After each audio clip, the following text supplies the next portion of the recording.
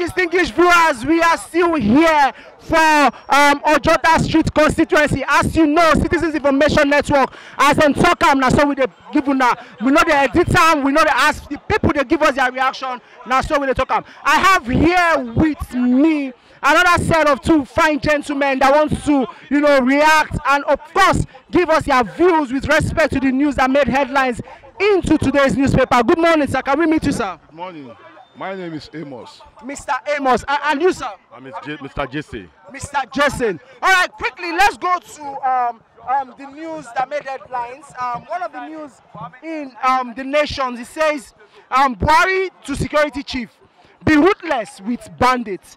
And House don't summon the president over the crime recently for the country. Mr. Jesse, what's your reaction to this? Yeah, basically, I think this shows the ineffectiveness of our leadership. Basically, it's like, why must this security issue continue for as long as this? You see, it shows there's no mechanism in place for that. I think the government should do their possible best, try to find more ways of equipping the ministry to attack and also find a way to get what they call the kind of neighborhoods or state police. I want the state police issue to come in this case, because that will be an avenue for more protection for the citizen. So obviously that is my point for now. All right, sir. I'll still come back to you with respect to the subsidy, sir.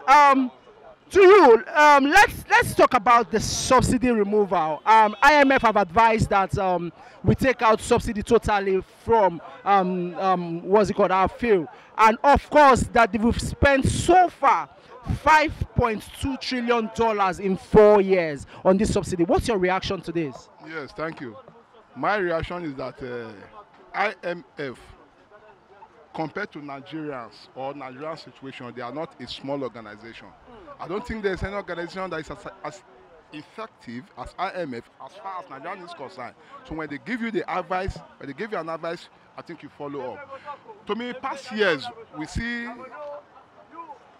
the government campaigning about not removing fuel subsidy. Now they are coming back to it. That tells you the level of lies in this government. But I want to tell you that if I have my way, I will not allow educators to vote. I will want people like you, many unlikely people to vote, because they know what they are doing. It's not like saying Baba Sokpe. If you don't go to school, when Baba Sokpe, you will say, hey, Baba Sokpe. But if you go to school, you will ask Baba Sokpe, why do you say Baba Sokpe? If you don't agree with it, you will not agree. These governments are created by lies.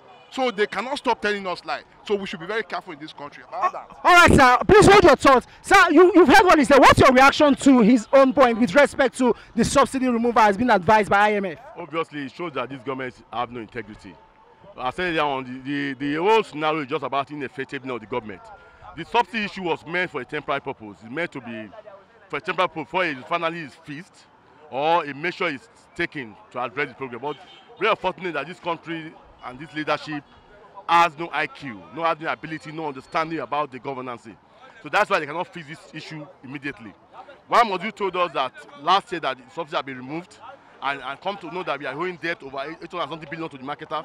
You see, a lot of this, I just felt that we have to, as a Nigerian, stand to fight for ourselves. This government has shown lack of honesty, lack of integrity, and lack of inability to rule us. So I sincerely think the subsidy issue should not be removed immediately, because if it is removed, the tendency of the fuel price going up, and the hardship will be more on the citizen. So they cannot tell us that they don't know. They cannot be conveniencing us, because not to pay price that they are living better. They have the allowance come to themselves. They stay in the most hybrid places, and they don't care about the masses. The masses are suffering. Nigeria is rated to be the sixth most, not poverty, sixth most suffering and unable to eat country in this world. There are people that hunger can kill. It shows how devastating this is. So I think the government the subsidy cannot be removed now. It can vehemently say it. It can never be removed. They will hold on to it and to deceiving themselves, pretending or not to manage, because they know what they are doing. So to go ahead and fix the financial analysis, so if they can start working, they are still importing oil from other countries. So that issue, so I don't know what to do about it, but they cannot remove subsidy. We have tried enough. A lot of our ladies are prostitutes. A lot of children are out of school. A lot of parents cannot feed their children. It's becoming a lot of. They say there's crime. There's insecurity. There will be insecurity when there's no job. There's no job. There's nothing. When there will be insecurity. There will be disability. And more is coming. More is coming. If nothing is done to address this issue of lack and poverty, more solutions coming. Why would the young not take bondage? They are one of the issues of security. These are things that the government to do, unifying us together as one. I believe those bonding may be probably revenge or something of those killings that happened before. So I think this country is in chaos, and we want to do something about it. All right, this country is in chaos, and we need to do something urgently about it.